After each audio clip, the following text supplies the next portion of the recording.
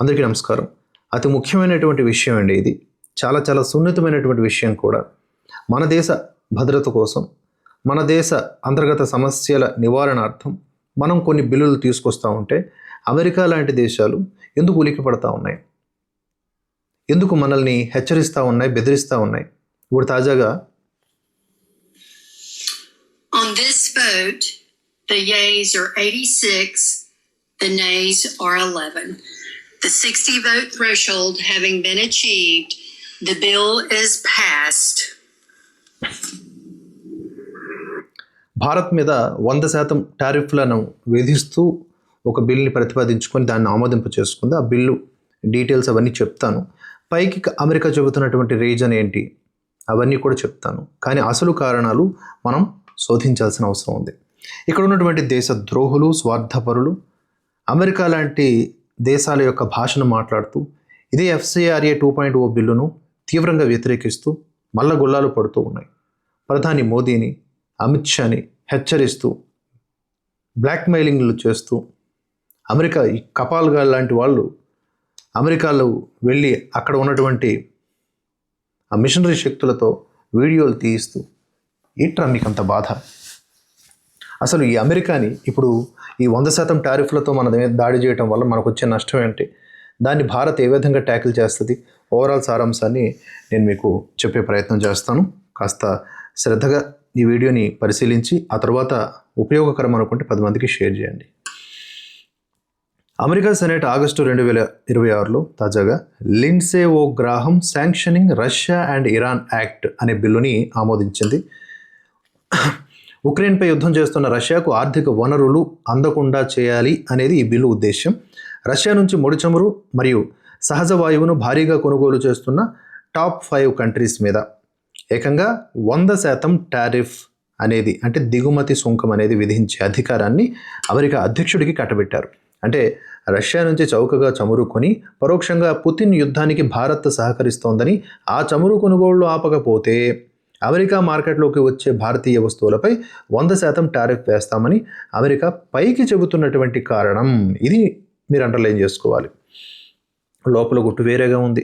ఏమిటి? నా అంచనా ప్రకారం టారిఫ్ల బెదిరింపుల వెనుక అమెరికా అసహనానికి భారత ప్రభుత్వం తీసుకొచ్చినటువంటి FCRA సవరణ బిల్లు 2026 కూడా ఒక ప్రధాన కారణం కాదు, ఇదే అసలు సిసలు కారణం. టారిఫ్ బిల్లుతో పాటుగా అమెరికా చట్టసభ సభ్యులు, ముఖ్యంగా అక్కడ ఉన్నటువంటి రైలీ మోర్ అనేటటువంటి వ్యక్తులు FCRA బిల్లు మీద తీవ్రంగా అక్కసు వేళగక్కుతూ ఉన్నారు. ఈ బిల్లు చట్టంగా మారితే భారత్ అమెరికా సంబంధాలు దెబ్బతింటాయి అని హెచ్చరిస్తున్నారు కూడా. ఒక దేశం తన అంతర్గత భద్రత కోసం చట్టం చేసుకుంటే అమెరికా ఎందుకు ఉలిక్కి పడుతోంది అనే దానికి కారణం అక్కడి నుంచి ఫండ్స్ పొందుతున్నటువంటి NGOలు మరియు మిషనరీలే. ఫండ్స్ పొందడంలో తప్పు లేదు, కానీ అసలు కారణం ఏంటో చెప్తాను చూడండి. మనం లెక్కపత్రం అడుగుతున్నాం అంతే కదా, దానికి వాళ్ళకి నొప్పి ఏంటి? భారత ప్రభుత్వం పారదర్శకత కోసం 2026లో FCRA నిబంధనల్ని కఠినతరం చేసిన సంగతి మనందరికీ తెలిసిందే. మిషనరీలు, NGOలు ఈ బిల్లును తీవ్రంగా వ్యతిరేకించడానికి గల ముఖ్య కారణాలు ఏమిటి అనేది ఇప్పుడు మనం చూద్దాం. కొత్త బిల్లులో అత్యంత కీలకమైన అంశం ఏంటి? ఒకవేళ ఏదైనా సంస్థ తన FCRA రిజిస్ట్రేషన్ కోల్పోయినా, నిబంధనలు పాటించకుండా కోల్పోయినా, లేకపోతే లైసెన్స్ గడువు అయిపోయి కోల్పోయినా, తరువాత రెన్యువల్ చేసుకోకపోయినా, నిబంధనలు ఉల్లంఘించి రద్దయినా ఆ సంస్థ విదేశీ నిధులతో దేశంలో కొనుగోలు చేసినటువంటి భూములు, భవనాలు, ఇతర ఆస్తులు అన్నీ కూడా నేరుగా ప్రభుత్వ అధీనంలోని డెసిగ్నేటెడ్ అథారిటీ నిర్వహణలోకి వెళ్ళిపోతాయి. దశాబ్దాలుగా విదేశీ నిధులతో ఈ మిషనరీలు ఇక్కడ కూడబెట్టినటువంటి వేల కోట్ల రూపాయల ఆస్తులు, మౌలిక సదుపాయాలు తమ చేజారిపోతాయేమో అని వారి అసలు భయం. ఇక రెండవది, జూన్ 2026 నుంచి అమల్లోకి వచ్చినటువంటి ఈ నిబంధనల ప్రకారం విదేశీ నిధులను ఖచ్చితంగా ఏ పని కోసం తెచ్చారో అదే పనికే వాడాలి, దానికే వాడాలి. ఇందులో ఏమన్నా అభ్యంతరకరమైనటువంటి సవరణ ఉందా? చాలా స్పష్టంగా ఉందిగా. మీరు సేవ చేస్తున్నారు కదా, సేవనే దేనికి పర్టికులర్గా తీసుకొచ్చారో దానికే చేయాలి అనేది ఇక్కడ నిబంధన మతపరమైన ప్రార్థనా స్థలాలు కట్టడానికి మత విద్యకు నిధులు వాడుకోవచ్చు, దానికి కూడా పర్మిషన్ ఉంది. కానీ విదేశీ డబ్బులతో ఇతరుల మతం మార్చడానికి, రిలీజియస్ కన్వర్షన్స్కి వీల్లేదు. తరువాత విదేశాల నుంచి వచ్చే ప్రతి రూపాయి కూడా మైక్రో లెవెల్ ట్రాకింగ్ జరుగుతుందన్నమాట. ఈ బిల్లు కనుక ఆమోదం చెంది ముందుకు వెళ్తే మైక్రో లెవెల్ ట్రాకింగ్ అంటే each and every dollar count అవుతుంది. ఏ గ్రామంలో ఏ ప్రాజెక్టు కోసం వాడుతున్నారో ఖచ్చితంగా ప్రభుత్వానికి లెక్క చెప్పాల్సిందే. ఇంతకు ముందులాగా గుత్తాగా సామాజిక సేవ, లొట్టపీసు మాటలు, ఇవన్నీ మతపరమైన సేవా కార్యక్రమాలు అని చెప్పేసి నిధులను దారి మళ్లించడానికి వీల్లేదు. మీరు చేసే మత మార్పిడి కార్యక్రమాలకి విదేశాల నుంచి డబ్బులు వస్తే అవి ఖర్చు పెట్టుకొని మీరు మిగిలిన డబ్బులతో విలాసాలు చేసుకొని ఊరేగుతారా? గ్రామాల్లోకి వెళ్ళిపోయి జనాల్ని మార్చేసి వాళ్ళ దగ్గర దశంభాగాలు దోచుకుంటారా అని చాలామంది కామెంట్స్ పెడతా ఉన్నారు. అలాగే పెద్ద ఎన్జిఓలు చిన్న ఎన్జిఓలకు ఆ నిధులను మళ్లించకూడదు, నిషేధం. సబ్ గ్రాంటింగ్, వాడి దగ్గర నుంచి నువ్వు తీసుకున్నావు మళ్ళీ నీవు ఇంకోటికి ఇవ్వడం అనేది అంటే ఏంటిది? మల్టీ లెవెల్ మార్కెటింగ్ లాగా మల్టీ లెవెల్ మత మార్పిడి నెట్వర్క్ క్రియేట్ చేసుకుందామనా? సో అది నిషేధం. ఇవి ప్రధానంగా, ఇంకా చాలా ఉన్నాయి పాయింట్స్, ఇవి ప్రధానంగా వీళ్ళకి బాగా గొంతుకు అడ్డం పడిపోతున్నటువంటి పాయింట్స్. మీకు అర్థమవుతుందండి? అందుకని చెప్పేసి ఎన్జిఓలు, పర్టికులర్గా కొన్ని ఎన్జిఓలు అమెరికా, యూరప్ దేశాల నుంచి భారీగా ఫండింగ్ పొందుతున్నటువంటి ఇవాంజలికల్ సంస్థలు, క్రైస్తవ మిషనరీలు, వారి అనుబంధ స్వచ్ఛంద సంస్థలు ఈ బిల్లుల్ని తీవ్రంగా వ్యతిరేకిస్తున్నాయి. ఇక్కడ ఎందుకు భయపడుతున్నారు వీళ్ళు? పారదర్శకత అంటేనే కదా భయపడుతున్నారు. పిఎం కేర్స్ ఫండ్స్ మిస్యూజ్ అయిపోయాయి, PM CARES funds Narendra Modi తినేశాడు అని చెప్పేసి పారదర్శకత కావాలంటే లెక్కాపత్రం బయట పెట్టారుగా వాళ్ళు. ప్రభుత్వం పెట్టిందిగా బయట. పిఎం కేర్స్ అంటే నరేంద్ర మోదీ కేర్స్ కాదు, అది ప్రధానమంత్రికి సంబంధించిన నిధి. దానికి క్వశ్చన్ అడిగినప్పుడు ఆన్సర్ వచ్చిందిగా. పారదర్శకత అంటే అదేగా. ఎలక్టోరల్ బాండ్స్ ద్వారా అందరి గుట్టు బయటపడిందిగా, అన్ని పార్టీల గుట్టు. అదే పారదర్శకత అంటే. ఆర్టీఐ ద్వారా బయటకు వచ్చేది కూడా పారదర్శకతే.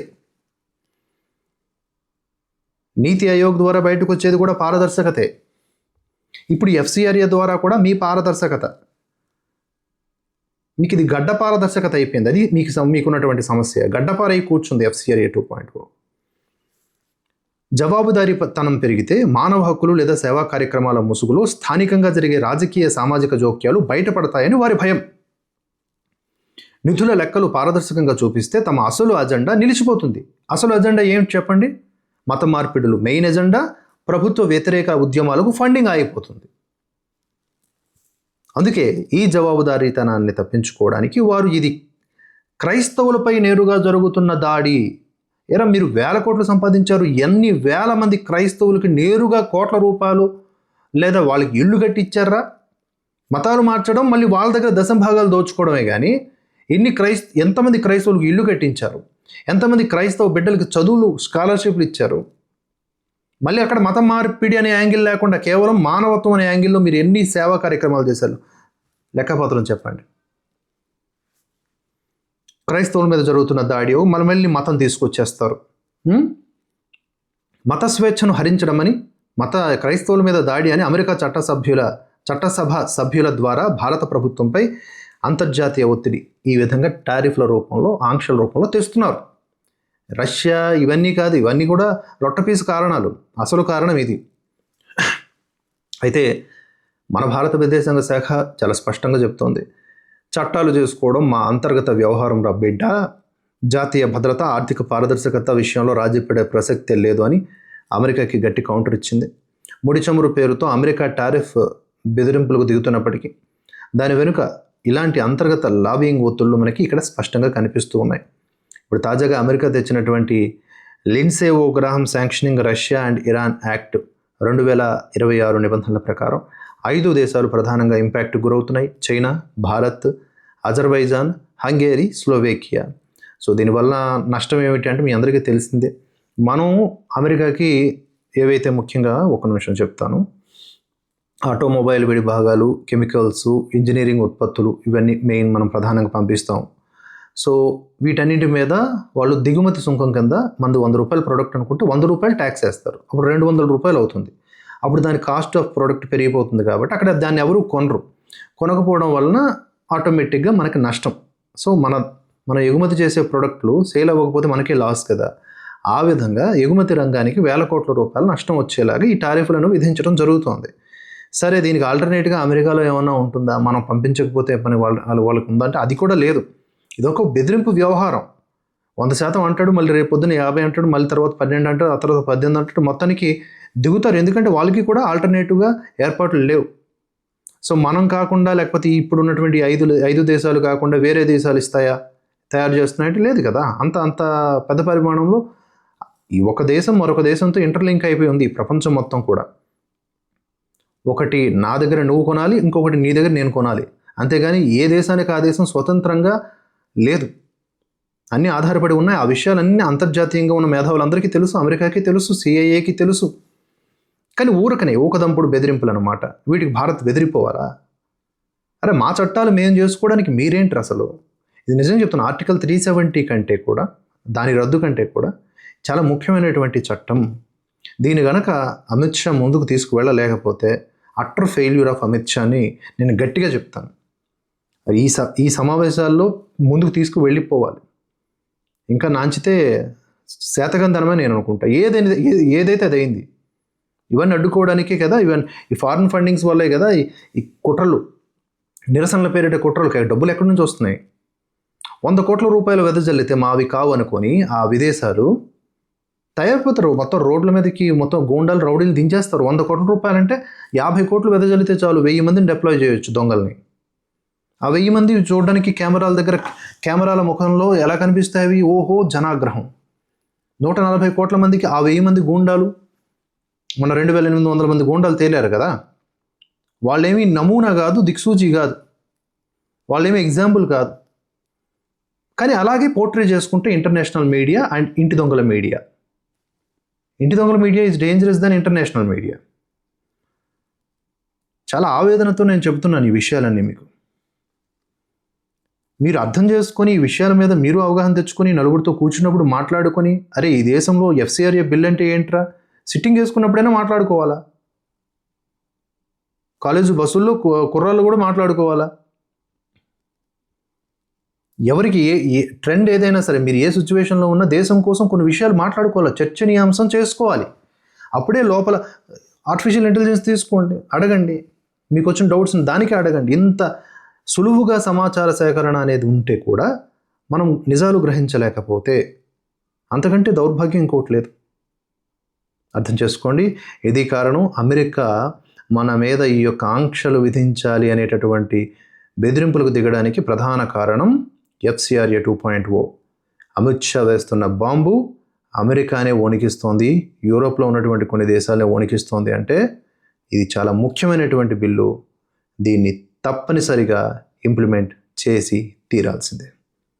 జై హింద్, జై భారత్.